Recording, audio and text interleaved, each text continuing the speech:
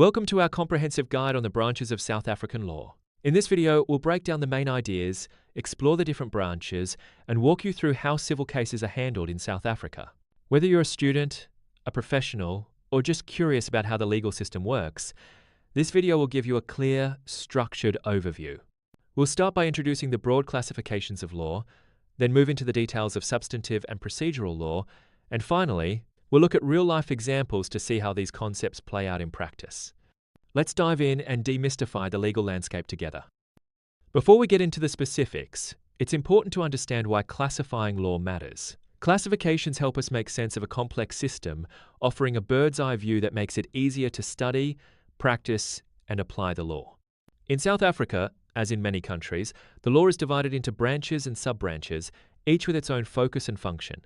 This structure allows legal professionals and citizens alike to navigate legal issues more efficiently. As we move forward, keep in mind that these classifications aren't just academic, they have real-world implications for how justice is delivered. Let's start with the broadest distinction: international law versus national law.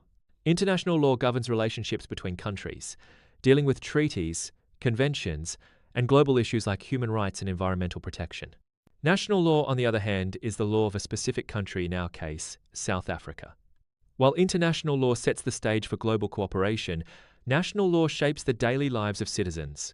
Understanding this distinction is crucial, as it determines which rules apply in different situations and how conflicts between countries and individuals are resolved. Within national law, we encounter two fundamental categories: substantive law and procedural law. Substantive law defines our rights and duties. It tells us what we can and cannot do, such as prohibiting theft or outlining how to own property. Procedural law, in contrast, provides the steps for enforcing those rights and duties. It's the how-to guide for taking legal action, whether you're suing someone or defending yourself in court. Both are essential. Substantive law gives content to the law, while procedural law ensures it's applied fairly and effectively. Public law is all about the relationship between the state and its people. It governs the constitution, the powers of government, and how state organs interact with each other and with citizens. Think of public law as the vertical link where the state holds authority over individuals. Key sub-branches include constitutional law, administrative law, criminal law, labor law, and tax law. Each plays a vital role in maintaining order, protecting rights, and ensuring government accountability. Understanding public law helps us see how the state operates and how our rights are safeguarded. Private law, sometimes called civil law, focuses on relationships between individuals or organizations. It's the horizontal link person to person. Private law covers areas like the law of persons, family law, succession, property, intellectual property, mercantile law, and the law of obligations. These branches regulate everything from contracts and inheritance to business dealings and personal disputes. By understanding private law, we gain insight into how everyday interactions are governed and how disputes between private parties are resolved in court.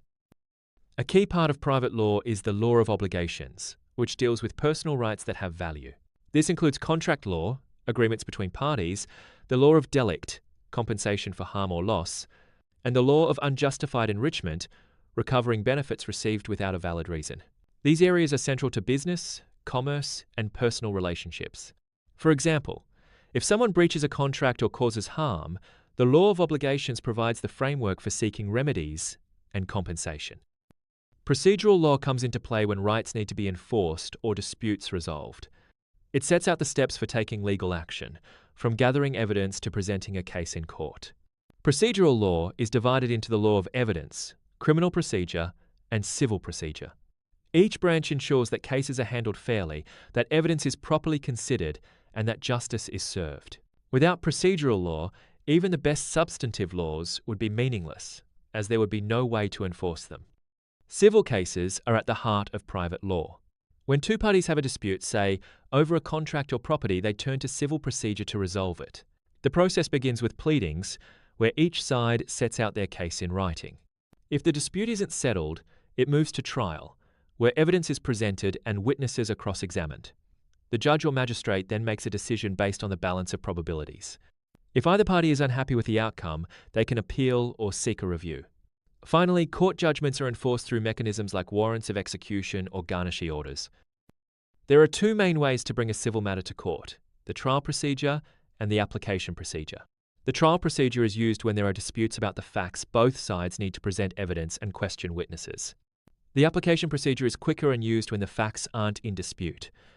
The court decides the matter based on written affidavits and legal arguments. Knowing which procedure to use can save time and resources and ensures that cases are handled appropriately.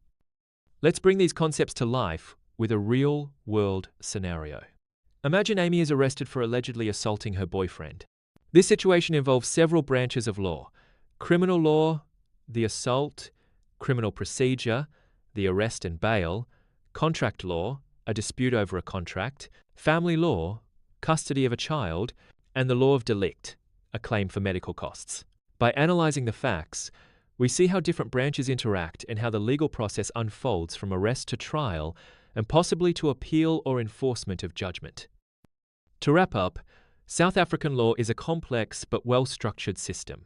We've explored the main branches: international and national law, substantive and procedural law, public and private law, and seen how they work together to regulate society and resolve disputes. Understanding these branches helps us navigate legal challenges, protect our rights, and appreciate the role of law in everyday life. Whether you're facing a legal issue or just want to be informed, knowing the basics of South African law is empowering. Thanks for watching, and stay tuned for more legal insights.